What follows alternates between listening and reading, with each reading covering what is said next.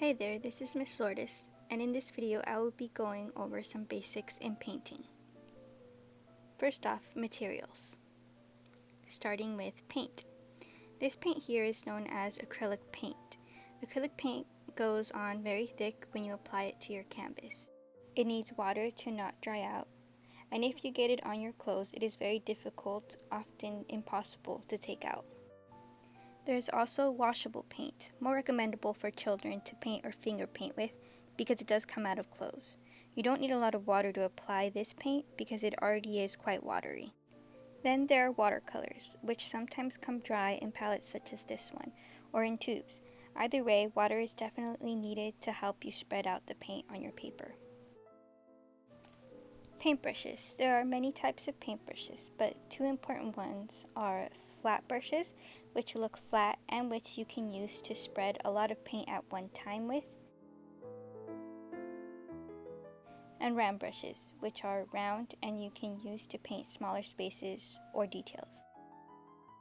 Always try to have several on hand so that you are prepared to paint anything. You'll also need a palette for paint, a paper towel to clean your brushes, and a palette knife for mixing paint.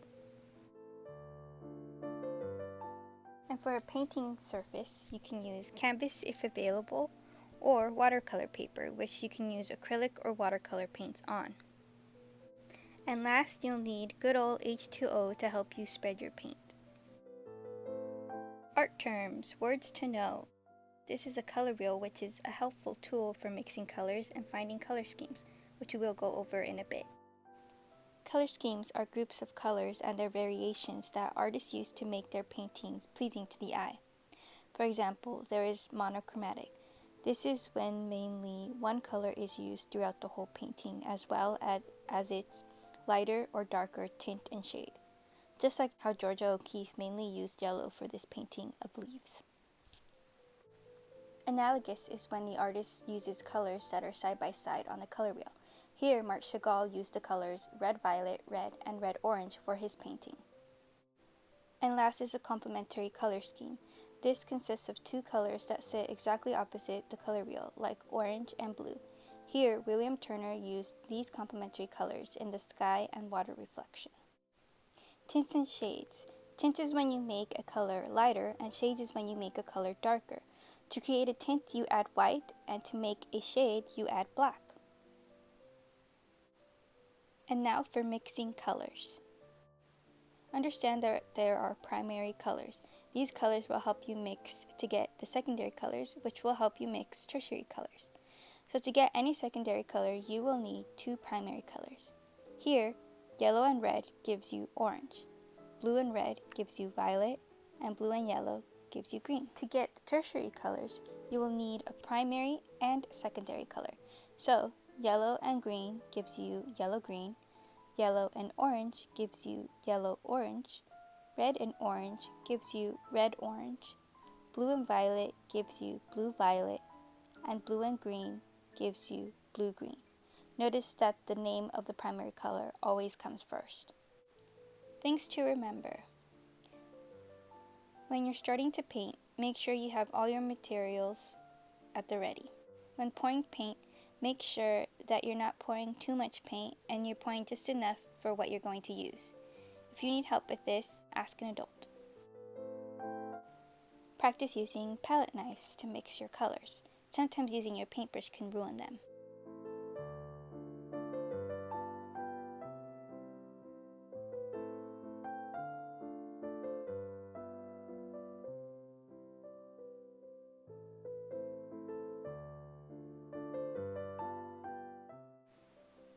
Test out your color and see if it is what you want.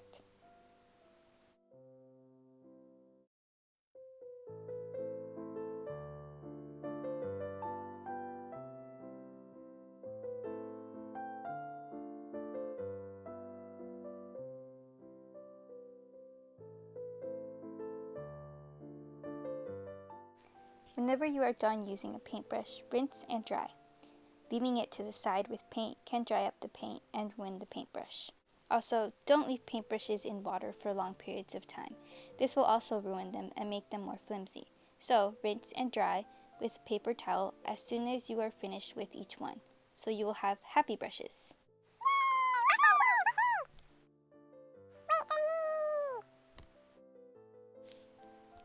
When it comes to watercolors, you will need water to activate them. The more water you use, the lighter the paint will be. Practice spreading out the paint with water to see what you can make.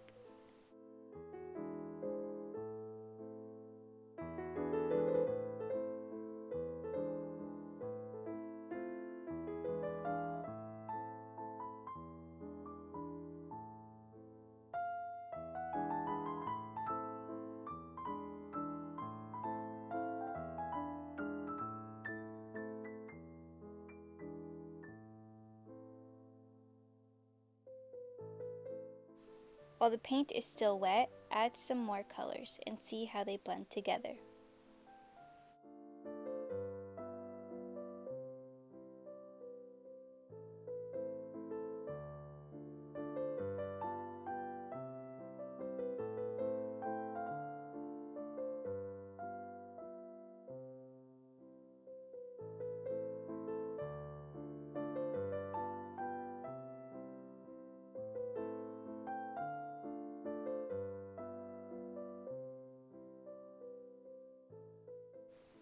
You can make solid marks on your paper or spread out the paint with water.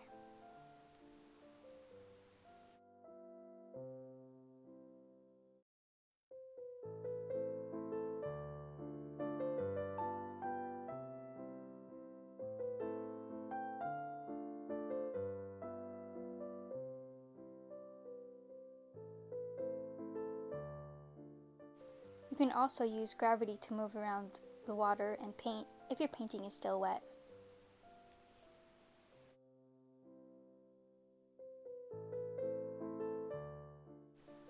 Once dry, it might look very different from how it looked when it was wet.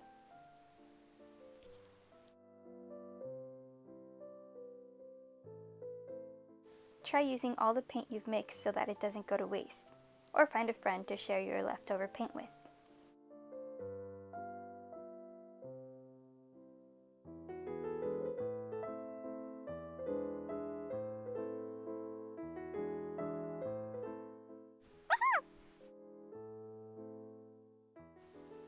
If you can't find someone to share with, when cleaning up, use your paper towel to clean out the paint and then throw it away.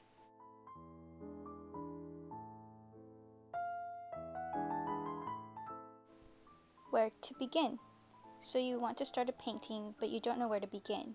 Best place to start is by finding out what you want to make. Do you want to paint a portrait or make a painting for a friend? Do you want to practice landscapes? Here, I decided to do just that. I wanted to see how it would be to paint a landscape, so I looked closely at Theodore Rousseau's Pole in the Forest painting. A good practice to becoming a better artist is to look at masterful art and analyze just how the artist created it. The artist here used oil paints, but I am going to study it with watercolors. I start first with a light sketch.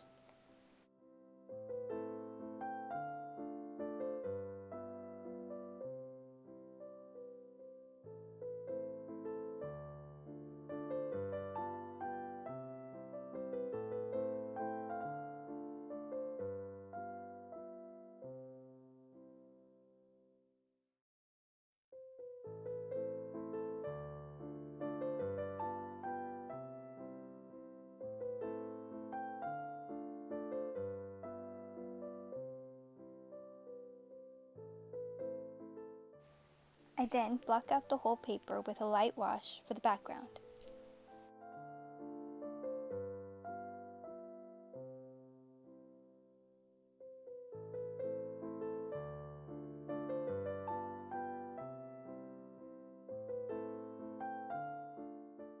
Once it is dry, I start working on anything that is on the background first. So I noticed these trees in the distance were in the background, so I'm doing those first.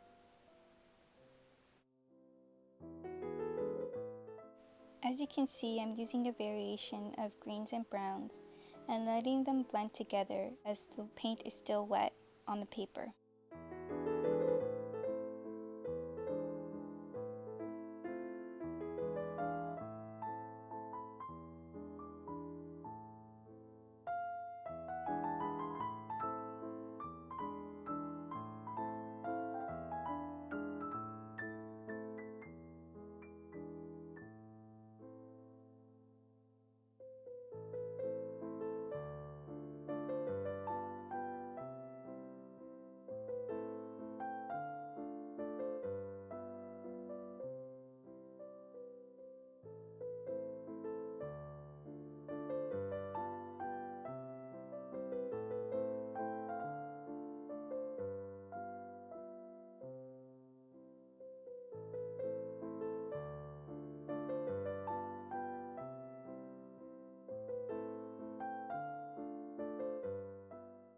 Then I move over to anything that is in the foreground and middle ground. Usually, things that are closest to you are darker and more detailed. I will make sure to do this towards the end.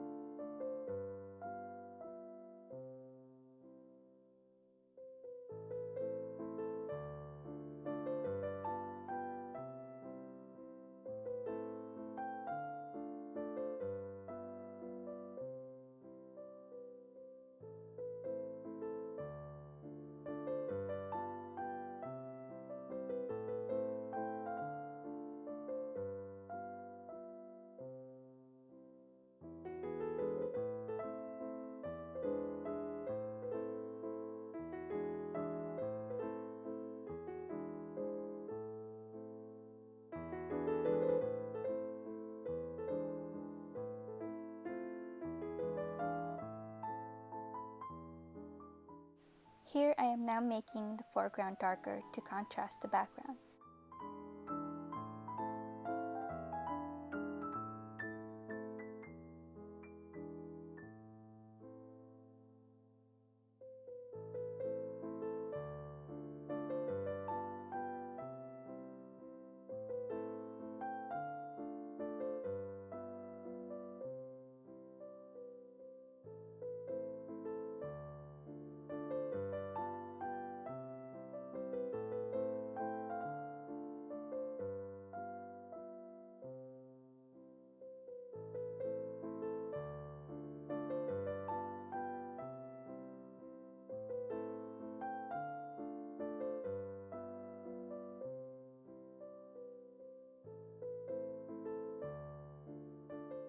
And also finally painting the tree trunks, which are one of the darkest parts of the painting. This is why it was a good idea to paint the background trees first. Then I don't have to paint around the tree trunks.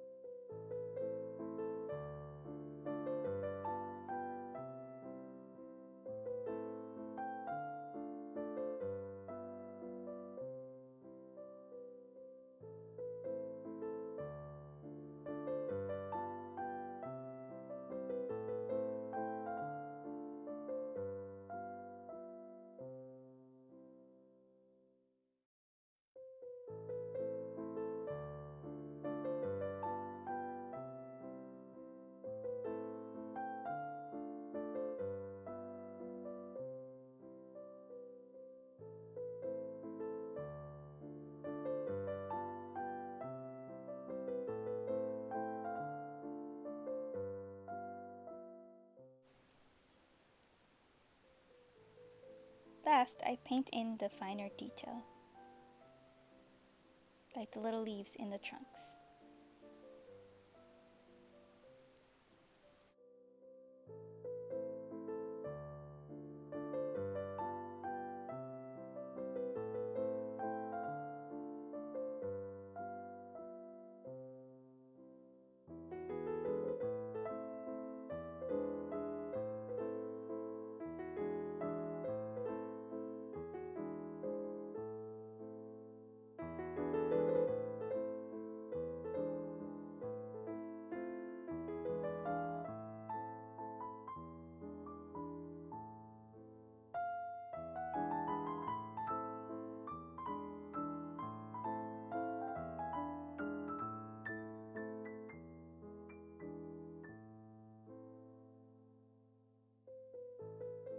Now towards the end, I'm constantly reworking every part of the painting. If I see there are parts that still need to be darker, I will make them darker, and then I'm also adding all the details in that I can.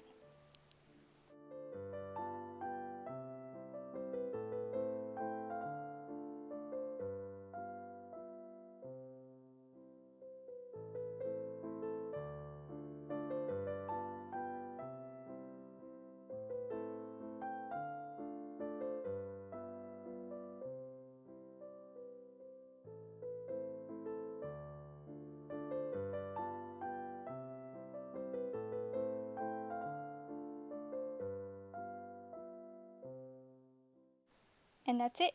You can use these steps to make any painting. This is not the only right way to make a painting, but it is a good place to start. And last, we will talk about painting styles and genres throughout history. First off, Impressionism. Impressionism was a style where artists created images using various brushstrokes of colors to perfectly capture the impression of a scene. They were also obsessed with capturing the right light in certain times of day.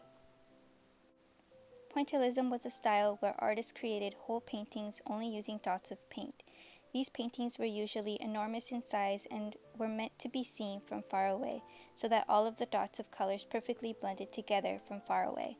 If you were to get extremely close, you would notice that the artist placed dots of different colors side by side to create the illusion of a whole new color once you step back, basically making your eyes blend the colors instead of actually mixing the paints. A landscape is a genre of painting which depicts outside scenes such as forests, canyons, mountains, and sky. Artists were known for painting landscapes of places they found beautiful or places where they grew up in. A still life depicts objects such as fruits, flowers, and any ordinary household object, usually placed on a table. Artists sometimes use still lifes to evoke a message of life and death by placing living things next to dying flowers or rotting fruit. And last, I will talk about portraits. A portrait is simply a depiction of a person. There are many known portraits of famous people throughout history, but also many portraits of unknown people that have stayed a mystery throughout the years, such as the girl with the pearl earring and the Mona Lisa. And that's it for now. Thanks for watching.